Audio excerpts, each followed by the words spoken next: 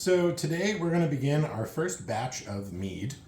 So we have a block of honeycomb, which is raw and unpasteurized, and we're going to weigh this out to see how much water we need. I try and do about a cup of sugar for every gallon of water, and the goal today is to use a 3-gallon ferment. So let's see how we're doing here. A rubber spatula.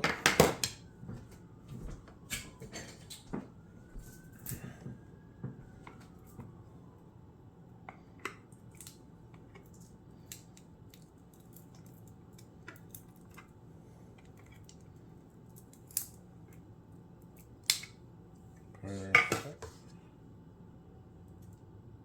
So this is about a cup and a half of honey. And so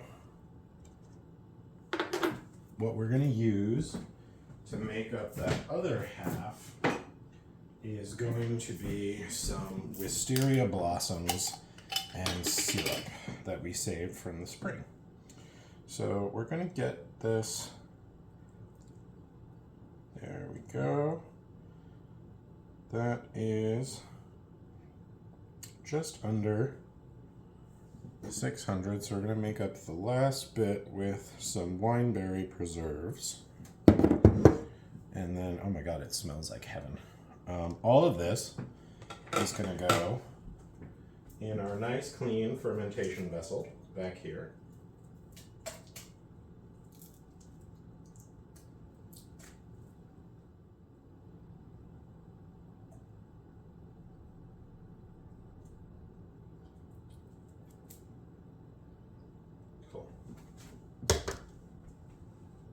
Have some limes.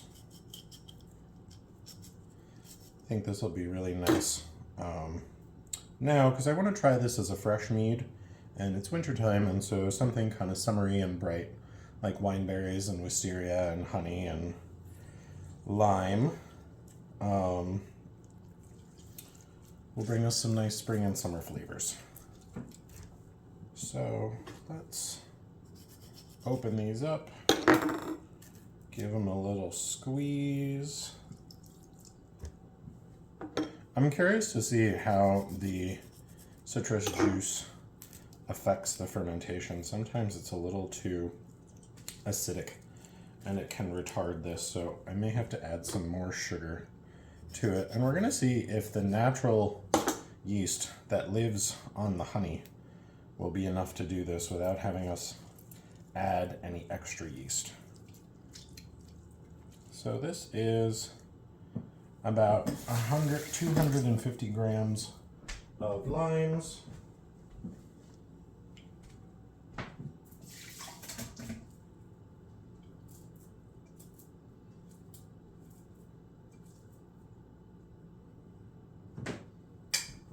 Okay.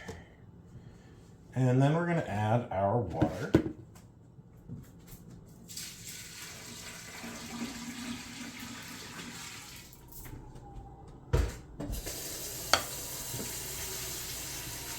Also going to add in a sprinkle of elderflowers, which we dried these in the summertime so that we could use them for something in the winter. Some sweet fern.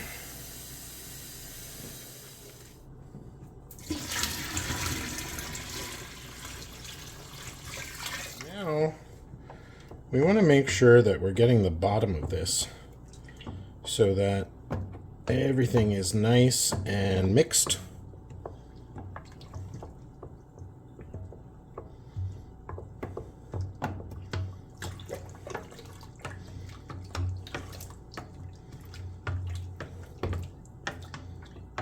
And I usually do counterclockwise as well. Get the vortex swirling twice, make sure that it's nice and aerated and everyone is good and mixed in there. I'm going to top this off with a little bit more water, and then in a couple of days, we'll see what's happening. So our mead has been fermenting for about a week now, And we're going to take off the top like we've been doing every morning so that we can stir it. Oh, you see that? That sound is great. That means the yeast is alive and active and well. And we want to do a really good stir and mix so that we can re-aerate the mixture and continue the growth of the yeast. The yeast needs the air, and so by mixing this really well every morning, we are re-oxygenating the mead and making this a better place for the yeast to live in. Hey guys, so we're finally ready to bottle our mead, and we know it's ready to bottle because all of the plant material has stopped floating to the top every time we stir it, and also there are very few bubbles when it gets stirred. And so the carbonation is nice and low, so we don't have to worry about the bottles exploding after it's been racked, and most of the sugar is gone, so it's nice and alcoholic now. So if you come on over here, we're going to take the top off, and you're seeing kind of this white layer at the top, which looks a little gross. But remember, we started this mead with whole honeycomb. And so the honeycomb has now more or less completely disappeared. And what we have on the top is the beeswax. And so this we can actually filter out and save and use to make candles. You know me, I don't like to waste anything if I can help it. There are just a couple wisteria blossoms in here, which is okay. You know, you're going to have maybe a couple days where you're going to want to burp these bottles just to make sure they're not like overly carbonated. But this is nice. This is ready. Cool.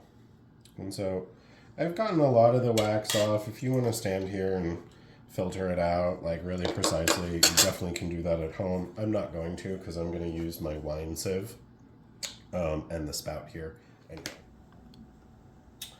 Okay, so we've got our wine sieve above our nice big pitcher, and we're going to open the spout and we're going to see how well this drains through the sieve. If I need to do a less fine mesh first. Looks like it's going all right. This is called the lees here at the bottom. So this is all of the dead yeast and some of the other plant material right on the bottom. And this is actually really high in nutrients. And if you're not going to put it in your mead, you should definitely save it and use it in your soup or stew. You can even add it to some bread. You know, we're trying to do zero waste. And zero waste allows for new flavor combinations and more nutrients. And you're also allowing your creativity to flex a little bit too, because all of these things you can't really get from the store. And so you're getting a whole bunch of new flavors and ingredients that nobody else can get.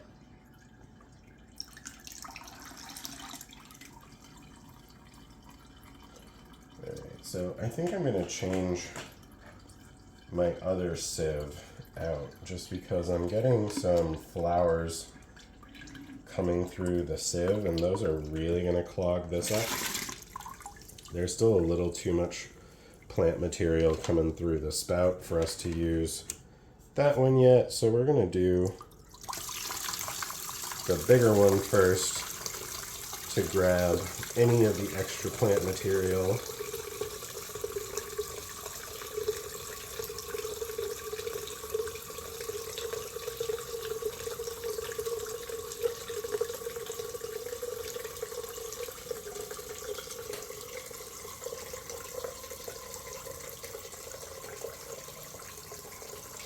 Of course, now that I've changed sieves, there's no more plant material coming out of the spout, but that's okay.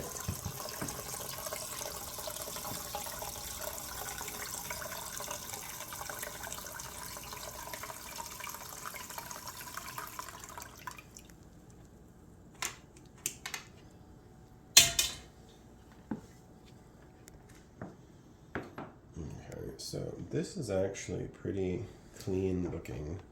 And I'm almost wondering if I even need to run it through the sieve. I'm trying to get my wine a little more homemade and a little more cloudy.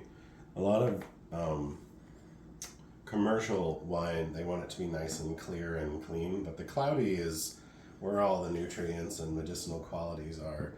And if you've watched any of my tincture videos, you know that the cloudy is what we're looking for. And so this is supposed to be medicine as much as it's supposed to be food. And I think cloudy will be better. So we're not gonna filter this one more time. We're just gonna go straight into the bottles. Cut. All right, so we've got our nice clean bottle and our funnel to make sure we don't lose any of this gorgeous golden mead.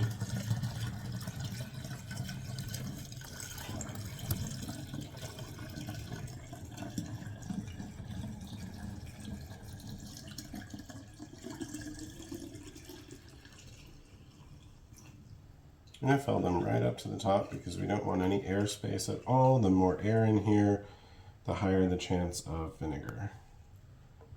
So right up to the top there.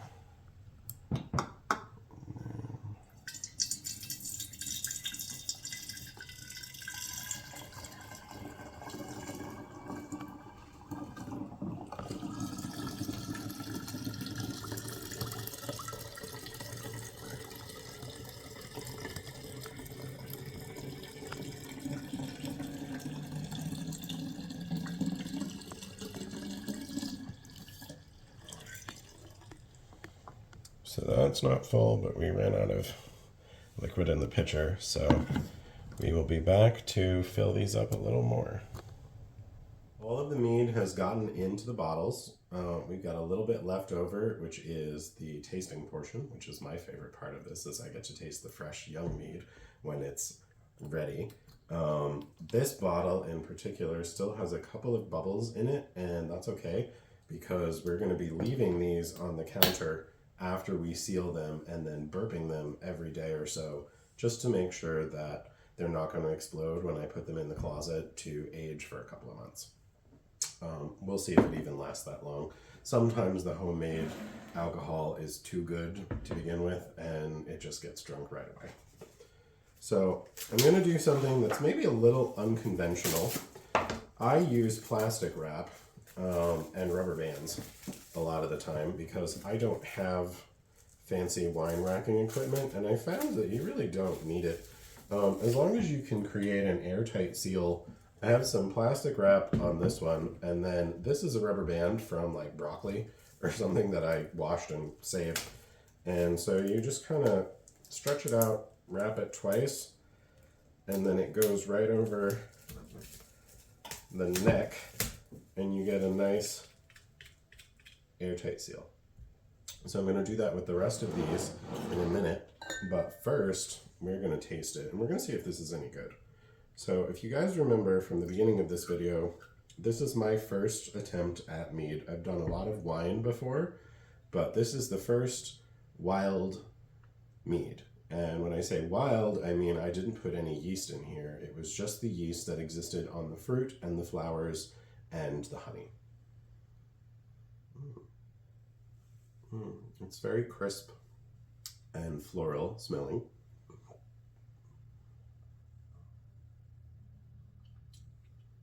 Oh. Oh. Oh my god, it's exactly what I wanted. I was hoping for something that would capture the beauty and sort of ethereal majesty that comes from wisteria blossoms, and you see them in the spring and they have this like heavenly perfume scent, but it smells like spring and warmth and sunshine, and the limes just add this like citrusy pop bright freshness, and that's a very summer flavor for me. And right now it's the middle of winter, and you know, God knows we all need a little bit of sunshine, or at least I do. I hate the cold, and this is definitely a really nice warm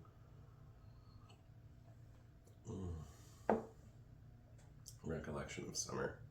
So give this recipe a try. Try some of your own wild mead, and let me know how it goes. Happy foraging.